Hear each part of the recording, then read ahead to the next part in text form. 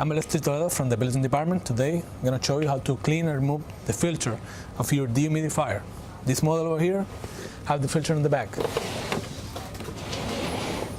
Just go ahead, turn around, remove the filter, take a damp cloth, clean it, make sure they have the proper way to the airflow. Put it back in. That's it for this model. This model over here have the filter in the front. So you need to remove the bucket. Take the filter out, clean it, remove it, put it back in.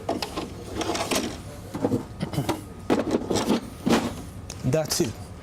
The main reason to clean it is to extend the life of the dehumidifier. You need to do it at least 2 times a month, 3 times a month. And if you don't do it, they don't work properly and they don't absorb the humidity of your room. So I recommend do that at least 2 or 3 times a month. Thank you. For more information, you can go ahead, visit the building office or contact myself at 824-5216. Thank you.